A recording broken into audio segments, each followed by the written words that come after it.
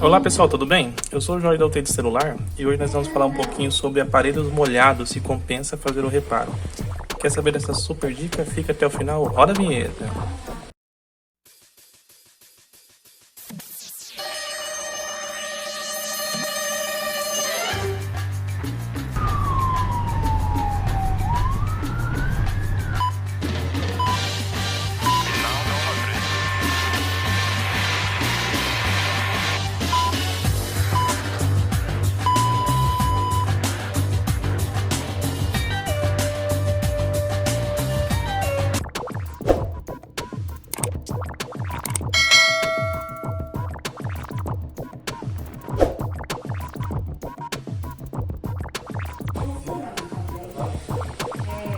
Então pessoal, para começar o nosso assunto, primeiramente nós vamos passar para o outro lado do balcão. O cliente deixou o aparelho cair na água, que a gente pode estar fazendo. Primeiramente ele está retirando a bateria, né? Não tentar ligar, não tentar carregar, sacudir o aparelho para que possa ter o excesso de água, né? Pelos furos do carregador, microfone, fone, alto-falante auricular.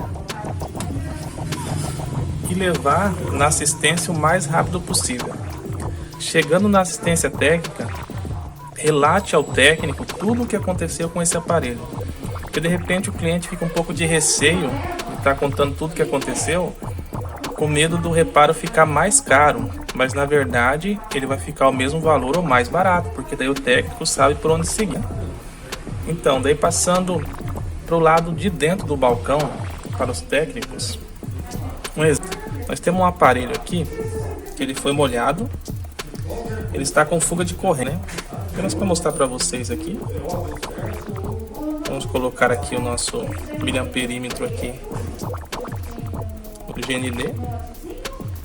E na VBAT aqui, alimentação da bateria, para ligar o aparelho. Ele está com em média de 140 mA de consumo sem pulsar o power. Ele está com uma fuga de corrente e esse aparelho não liga. Então, quando o cliente traz para o técnico celular, é preciso questionar o cliente algumas questões cruciais. Vale a pena começar a mexer no aparelho ou não, se é viável.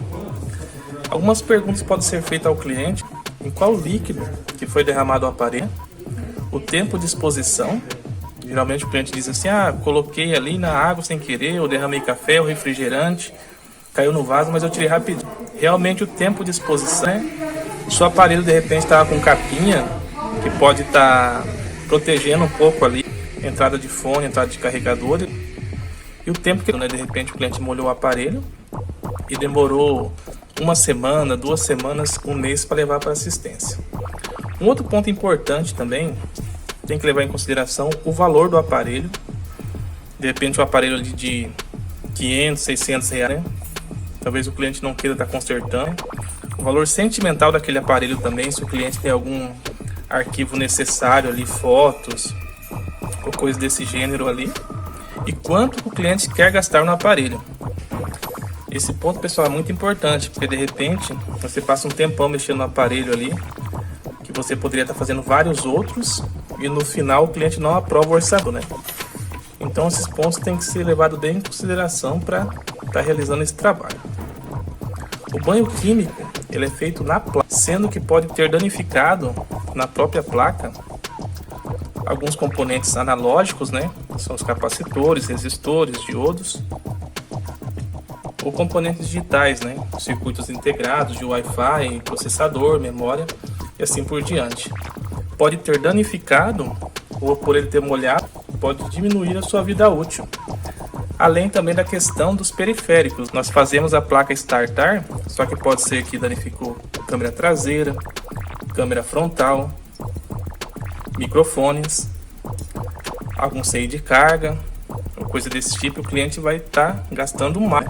Então temos que deixar o cliente ciente que o banho químico é na placa. Se tiver mais alguma coisa que danificou, exemplo, a frontal também pode ter danificado, bateria, vai ser um custo a mais para o cliente. E também, pessoal, o aparelho que molha é uma caixinha de surpresa, porque pode ser que fazemos o reparo, fazemos o checklist de verificação para o cliente, todos os setores funcionando normalmente, Pode ser que dure uma semana, duas, pode ser que dure 5 anos. Então não tem como muito dar garantia também, porque às vezes nós fazemos só a questão da placa, o banho, e como não foi trocada nenhuma peça, fica complicada a questão da garantia também. No procedimento de banho químico, nós temos o superficial. Vou dar um exemplo aqui. O cliente molhou a parede, parte do carregamento ali. Caiu na água, assim, foi só a ponta ali, já tinha. Podemos estar abrindo a parede, o circuito de carregamento, e fazer uma limpeza superficial. Podemos estar utilizando uma escovante estática ou um pouco mais macia com álcool isopropílico, né? Limpa contatos, vendo se não tem algum curto no setor de carregamento, fazer alguma limpeza superficial. Também temos o banho químico, que seria uma limpeza por imersão. Todos conhecem aí a banheira, cuba ultrassônica, como queiram chamar. E também na questão desse ponto 2 ali, o banho por imersão, temos que levar em consideração também outro ponto. As blindagens do aparelho, no caso desse LG aqui, ó, elas são soldadas, né? Então já são mais difíceis de estar removendo. Alguns outros aparelhos, Samsung, elas são só destacáveis, ali fica mais fácil de estar removendo. E o terceiro ponto, igual no caso dessa placa aqui, foi feito primeiramente o banho superficial, continuou a fuga de corrente, foi feito o banho por imersão na cuba ultrassônica e mesmo assim permanece a fuga de corrente de 140 mA e o aparelho não starta, ele não liga. O que deveríamos fazer? Nesse caso, retirar todas as blindagens, observar os componentes analógicos, né, da placa. Estando tudo ok, devemos levantar todos os CIs que não são resinados.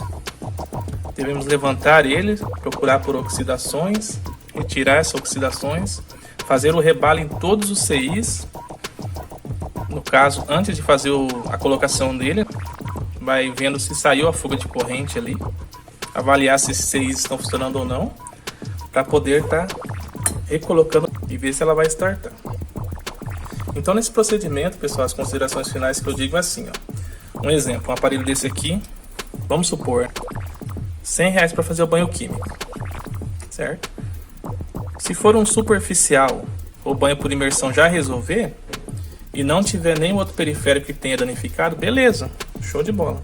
Mas agora vocês imaginam pegar uma placa dessa aqui, com as blindagens soldadas, né, dessa forma aqui, que aqui nós vamos ter que tirar por temperatura, que se não fazer o procedimento correto ali, nós vamos estar até matando a placa, danificando mais, ou fazer o corte dessas blindagens, né, com a mini retífica para poder ter acesso aos CIs, aos componentes analógicos que estão debaixo dessa blindagem, né?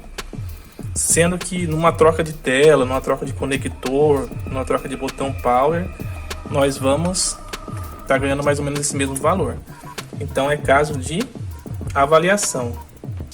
Não digo para vocês façam o banho químico, peguem para fazer esse aparelho ou não peguem, né? Vocês vão ter que colocar na balança novamente o valor sentimental do aparelho para o cliente, o valor do aparelho dentro do mercado também, e a mão de obra que vai dar para vocês, né, da bancada. Imagina assim, quantos aparelhos vocês poderiam ter feito nesse período que estão mexendo a placa, né? E tem outros riscos também de perder muitas horas de trabalho. No final o aparelho continuar, vamos dizer, igual esse daqui com uma fuga de corrente, não ligar. Não vai poder cobrar do cliente também. Ou de repente você faz toda a manutenção na placa, funciona e tem que trocar um outro periférico que o cliente não aprova. Daí nós perdemos todo o nosso tempo, né? Então vai de cada região como vocês trabalham. É apenas uma dica de como nós trabalhamos aqui na UTI do celular. Então esse é o vídeo de hoje, um abraço, até o próximo, valeu!